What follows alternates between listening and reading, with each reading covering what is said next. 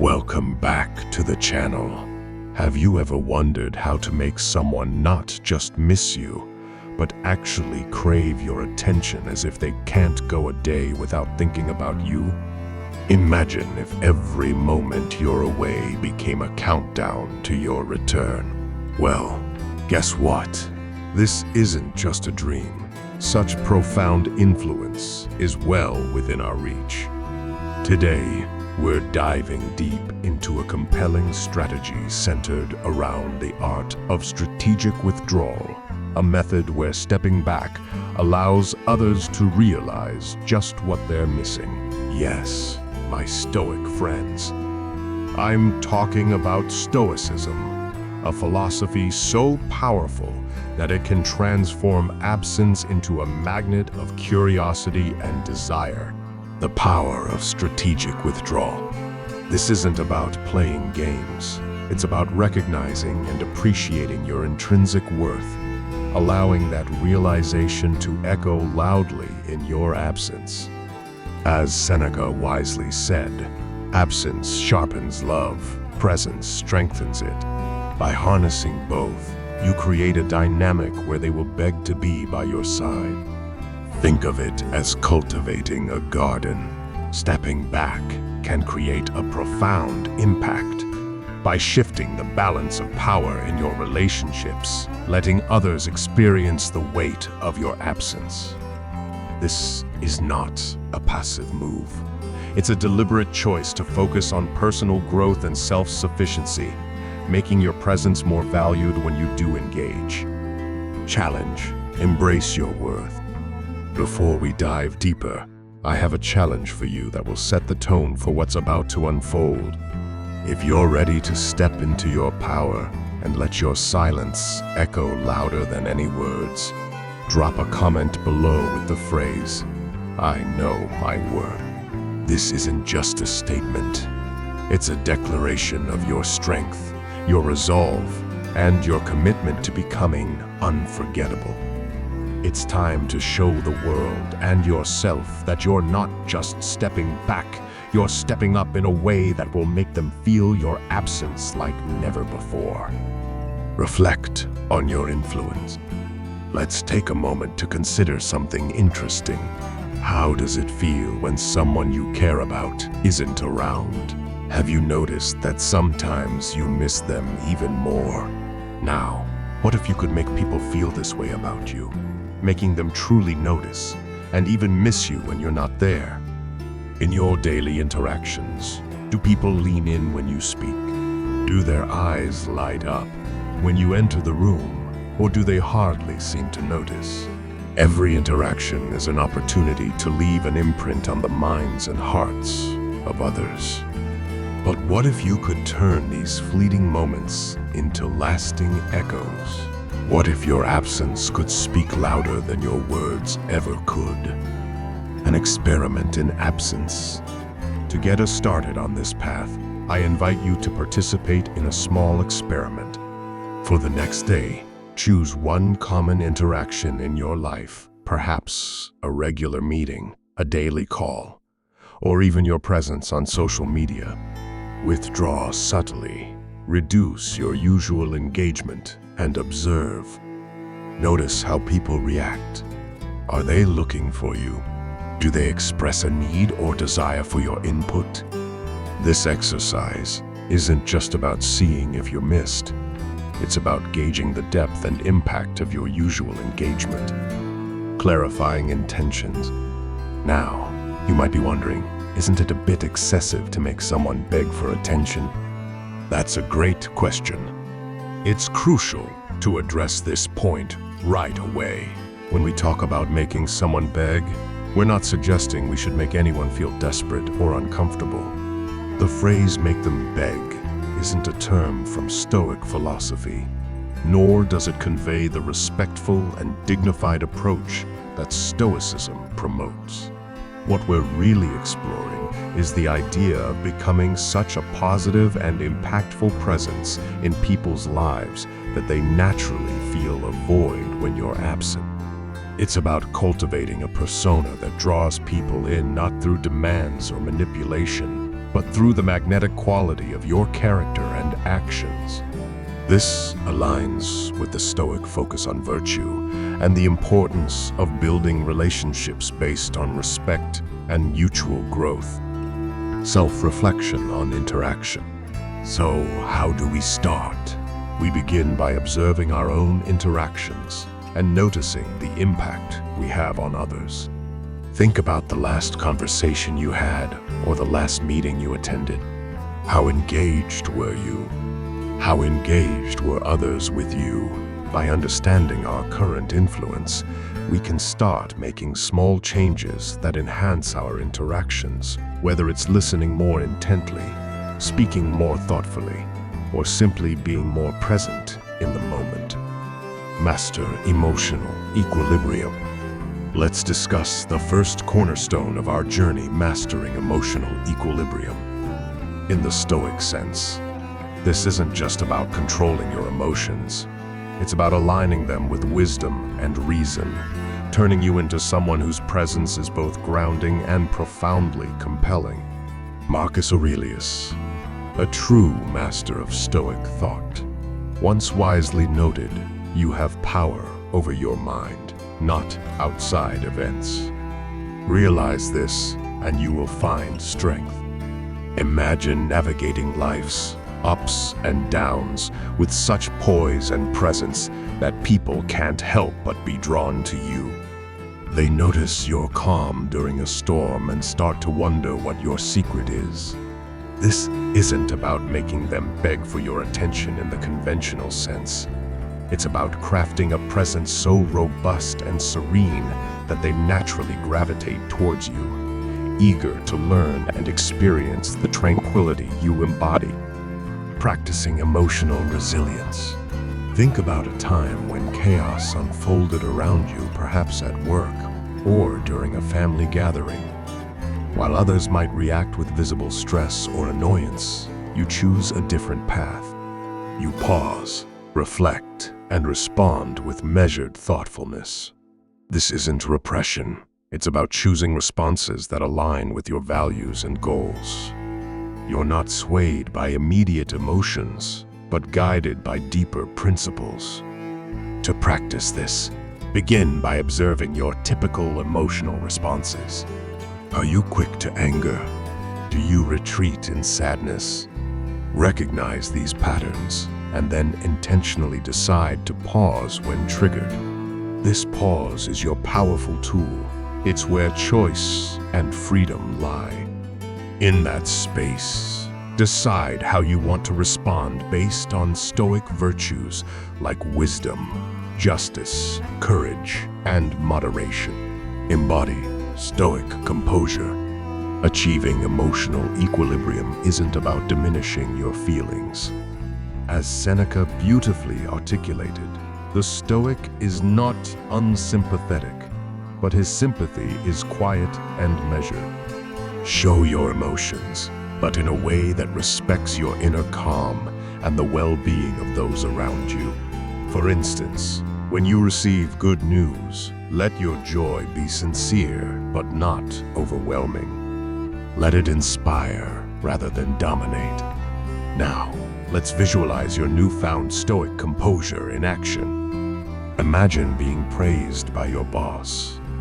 Instead of reacting with overt excitement or false modesty, you respond with a gracious nod and a simple thank you. I'm glad my efforts contributed to our goals. This response isn't cold. It's measured, reflecting a person who values contribution over praise. Such interactions make your presence memorable and your absence felt. They leave people reflecting on your words and wishing for more of your tranquil influence. Call to action. As we close this discussion on mastering emotional equilibrium, consider this as your call to action. Start small, perhaps with controlling irritation in traffic or maintaining composure in a tense meeting. And why not share your progress? Drop a comment below with finding my Stoic center, and let's inspire each other with our collective growth. Remember, mastering your emotions isn't just a personal triumph. It transforms you into a beacon for those seeking calm in the chaos of everyday life. Let's embrace the Stoic way and make our emotional mastery a magnet for meaningful attention. Practice mindful listening. Moving on to our second vital principle, practice mindful listening. This is where we truly begin to distinguish ourselves in a world that never seems to slow down. In the words of the Stoic philosopher Epictetus, we have 2 ears and 1 mouth so that we can listen twice as much as we speak. Embracing this Stoic wisdom not only deepens our relationships, but also enhances our influence, making us a person whose attention others crave. The art of listening. Think about the last conversation you had. Were you truly listening, or were you just waiting for your turn to speak? Mindful listening is about fully engaging with the speaker, absorbing not just their words, but the emotions and intentions behind them. This practice isn't just about silence. It's an active, intentional choice to be present and fully absorb what is being shared without immediately judging or planning a response. Imagine sitting with a friend who's sharing a personal story. Instead of interjecting with your own similar experiences or advice, you simply listen, offering nods of understanding and perhaps a thoughtful "I see," or "that sounds really challenging." This type of engagement shows that you value their thoughts and feelings, making your interactions deeply satisfying. How to cultivate mindful listening. When you listen this way, people start to notice. They feel respected and understood, and they begin to seek out your presence, knowing they will be truly heard. But how do we cultivate this art of mindful listening? Start by focusing fully on the person speaking. Put away distractions. Yes, this means setting down your phone, turning away from your computer screen, and giving them your full attention. Observe their body language and tone. These nonverbal cues often communicate more than words alone. Let them finish their thoughts without interruption. It's about respecting their narrative flow and showing genuine interest in their words. Beyond personal conversation. Remember, mindful listening also extends beyond personal conversations. Apply it in meetings, lectures, or even casual chats. Each setting offers a unique opportunity to practice and perfect this skill. As you become better at listening, you'll find that not only do people appreciate your attention more, but you also gain a deeper understanding of their needs and perspectives. This understanding allows you to respond more thoughtfully, further enhancing your influence. For example, in a work meeting, instead of immediately jumping in with your opinion, listen to everyone else first. Then, when you do speak, your words carry more weight because they are informed by a comprehensive understanding of the discussion. The effect of listening on your presence. So, how does this tie back to our goal of making others beg for your attention? Simple. When you become known as someone who truly listens, people start to crave your attention. They feel valued and understood in your presence. And when you're not around, they miss that feeling. This isn't about manipulating others, but rather about being so engaged and present in your interactions that others naturally seek you out. They'll look forward to your presence because it's rare, it's impactful, and it's memorable. You become the calm in the storm, the person who listens when everyone else is too busy talking. Strengthen your boundaries. Finally, let's talk about boundaries. Stoicism teaches us the importance of maintaining strong, clear boundaries in our relationships. This is not about pushing people away. It's about defining your space, your time, and your energy in a way that others respect and even admire. As Epictetus wisely put it, no man is free who is not master of himself. When you master your boundaries, you create an aura of respect and self-assurance that draws others to you. They know you're someone who values yourself, and by extension, they value you more. Defining and upholding boundaries. Setting boundaries is not just about saying no. It's about understanding your limits, your values, and your priorities, and then communicating them clearly to others. It's about knowing when to engage and when to step back, ensuring that your interactions are meaningful and not just a reaction to external demands. Let's say you're someone who is often asked to stay late at work or take on extra tasks. While helping out occasionally is fine, consistently overextending yourself can lead to burnout and resentment. By clearly communicating your boundaries, perhaps by stating that you're unavailable after a certain time, or that your weekends are reserved for personal time, you send a message that you respect your own time and well-being. Others will start to respect your time more as well, and when you do offer your attention, it becomes all the more valued. Implementing boundaries with Stoic principle.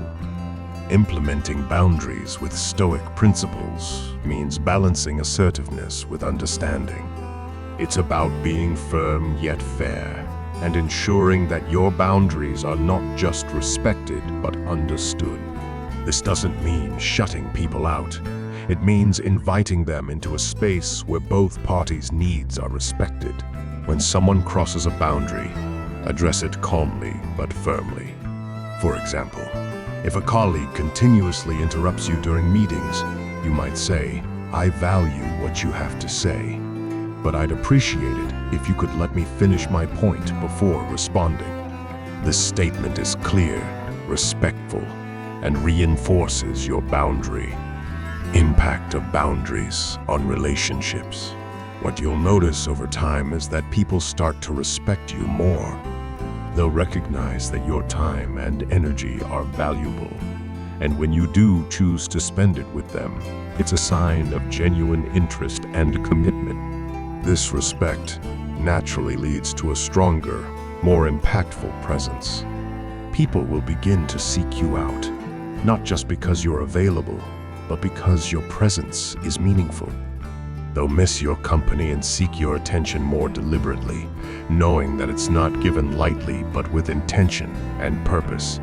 This is the essence of making them beg for your attention in the most respectful and empowering way.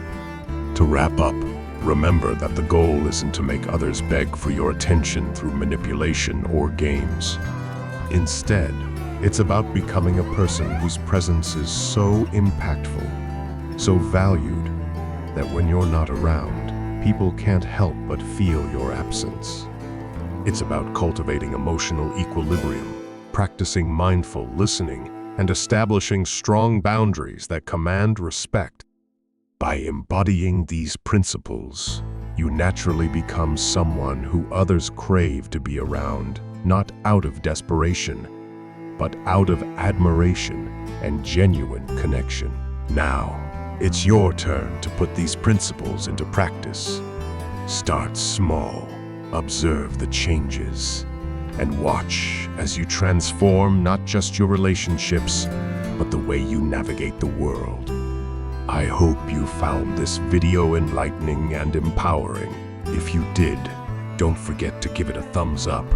Share it with someone who could use a dose of Stoic wisdom. And of course, subscribe to our channel for more content that will help you live a more powerful and purposeful life. Remember, in the world of Stoicism, the power isn't just in the words you speak, but in the silence you command. Until next time, stay strong, stay stoic, and let your presence be felt.